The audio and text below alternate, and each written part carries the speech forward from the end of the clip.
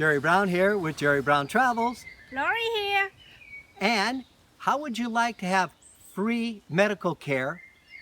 Or how would you like to work in Mexico and have your own business? Or how about travel in Mexico and work, have your free medical care, and enjoy the retirement life down here? We're going to check it out here. We're going to have an interview with Will, and he's going to give us some helpful hints on how to do that. Yeah, he gonna give us the guide to how to do that. Jerry Brown here with Jerry Brown Travels, and today we're going to interview Will. And Will has retired, and he's an entrepreneur that again has retired. He lives in Mexico now. He lives the good life, and I'm curious about his life because he has a lot of interesting stories. And so let's spend about 10 minutes here and talk about, how did you end up in Mexico? This is the United States, so let's come all the way down into Mexico, along the coast down here, past Mazatlan, and this is Puerto Vallarta. And this is the area that we're going to show you in this video. Now we're north of Puerto Vallarta, coming up this way into the area of Sayulita, San Pancho, Lo del Marcos, and this video series is based in this area right in here, north of Puerto Vallarta.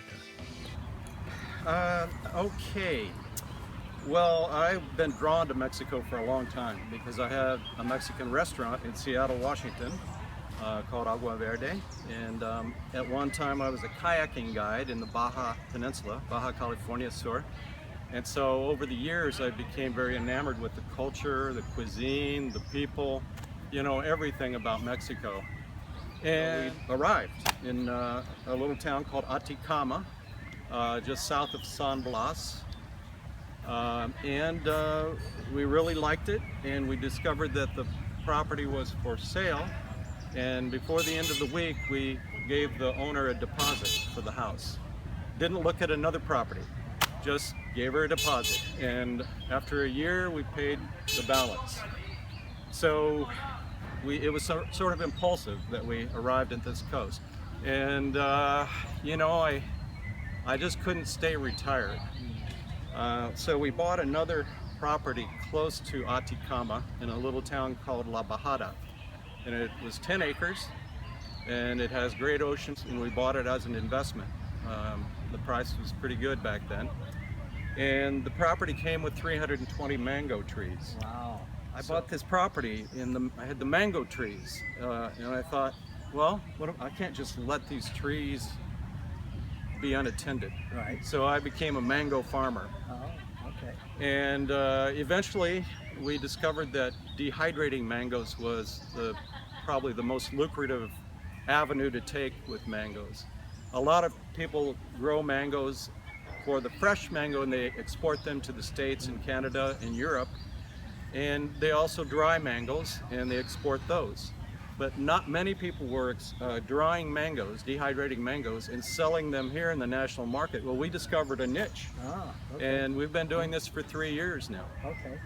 So you, as an entrepreneur, sounds like you weren't able to just retire. You're a young man, a high energy, and you buy this property with a lot of mangoes on it, and then you become an entrepreneur, gentleman farmer, I guess. I just wanted something to do. Like you said, I'm an entrepreneur. I've always been self-employed, and this looked like an interesting way to make a living, or semi-living. We don't work full-time, although right now we're selling at 3 farmers markets, and they're all 2 to 3 hours from where we live. Okay. So we end up living in this town, Lo de Marcos, 3 nights a week, do the markets in 3 different towns, sell the mangoes, and my wife makes other products. And then we go home to Atacama for 4 nights. So it's kind of a gypsy lifestyle, but we like it. It breaks up the week nicely. We bring our dogs with us. We've got a nice place to stay here, and it's fun. It works out. I meet a lot of interesting people. Will, one of the main questions our audience is after is, what does it cost for somebody, realistically, you've been here for years now, and you have an idea of what it cost you to live give us some ideas of what you're spending. You and your wife, of course. Yeah, say just throwing a number out there about this too much. $1,500 a month, you could live pretty comfortably down here, and not be totally watching your pennies. When you want to go out to dinner and have a margarita, not a problem. Prices are still low for most things, especially food, drinks, and that sort of thing. And what we've noticed is that if a person comes down and they're really on a budget in their retirement, maybe Social Security or a pension, and if they can come down without owing anybody any money, being debt free, then they can come into this area. So you say about $1,500 a month. Now, what in this area here, we're north of Puerto Vallarta, about 40 minutes, and we're on the beach. And so, what do you think the rents are going in this area? Say the monthly rental would be probably $700-800 for a nice, comfortable place, either 1 or 2 bedrooms, where everything works, the baño, the regadera, which is shower. Probably not on the beach. And there's lots of places that are less expensive than that. It depends on what your needs are and what you're comfortable with. But that's a ballpark. You can rent a place for a year, then you're talking about a lot less money, and people do that. Maybe something that's renting for 7 or 8 on a high season rate. Maybe if they rent it for a total year and get a long-term rental, they may be spending $500. Oh yeah, something like that. Here in Lo de Marcos, in the next town, San Pancho, and then Sayulita, all the way to Vallarta, this is the tourist zone. Lo de Marcos is still reasonable, but it also is raising its prices. But still, there's lots of other towns, If you want to go a little bit farther north, the prices go down. Now, what about the hospital? What about the doctors here? I'm a permanent resident of Mexico, and so is my wife, and that's not a hard thing to become. But once you become a permanent resident, you are able to get free health care. Free health care as a foreigner living in Mexico. You do not have to be a citizen. The catch, I guess you could call it, is that you have to use specific hospitals and specific clinics. It's called Seguro Popular, and I've done that 2 or 3 times, and it's always worked out well, although it hasn't been quite as luxurious, let's say, as private hospitals that I've been to. And the lines are long, but the treatment is free. On the other hand, my wife had appendicitis a couple of years ago, and we went to San Rafael Hospital in Tepic, and she was treated by this wonderful doctor, a young man who was really attentive. The place is immaculate. We probably spent a third to a quarter of what it would have cost her in the States. And so there's lots of options available. You're using the Mexican medical insurance plan down here, which is free. You mentioned your wife also going to a private hospital. Yes. Are you self-insured, or do you have like a medical plan? We do not have a plan, although plans are available.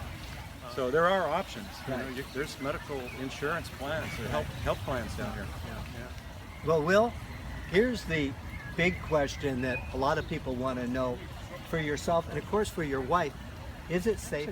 You live here full time, and you experience it. You've experienced a lot of different things. Overall, is it safe in Mexico? Yeah, definitely. It's a tough question to answer because there's random situations that occur. Petty crime happens, but it also happens in the States. I wouldn't say it's less safe here than it is in the States. We don't have random shootings like you read about every day in the papers or on the internet. Chicago, recently Yeah. has thousands of people being shot. This is not happening down here. The family structure is much tighter here. People don't just go on a rage and shoot people. No, we feel completely safe. And my wife does not speak Spanish fluently. I'm pretty good. I'm also a citizen, by the way. I became a citizen this year, Okay. or last year. You must think it's safe. Yeah, and I do. You know, we really enjoy it down here. We don't feel threatened at all. They're self-supporting. They've got it. They've got a good situation down here. That's right. And thank you, Jerry and Laurie. Yes, it's been fun. And by all means, people come down and check it out.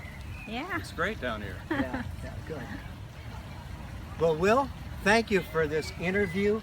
You know, I know our audience will, you know, get a lot of information on this. You know, the ones that are planning to retire, or maybe they just want to come down for 6 months a year. So, this has been Jerry Brown with Jerry Brown's Travels. So Jerry, you've got to take this jungle boat ride by Chapala. It's near San Blas, very close to our little town of Ajijic. It's one of the highlights of Mexico. Well, we hope that you enjoyed this little video. And if you would like to see more videos and subscribe, we would appreciate that. You know it's free to subscribe. Press right here and you see my face. It'll automatically send you a new video every week. And also, if you want to see more of our videos, press over here and touch on one of those and you'll get to see other videos that we've made. This has been Jerry Brown. With Laurie Brown. Bye.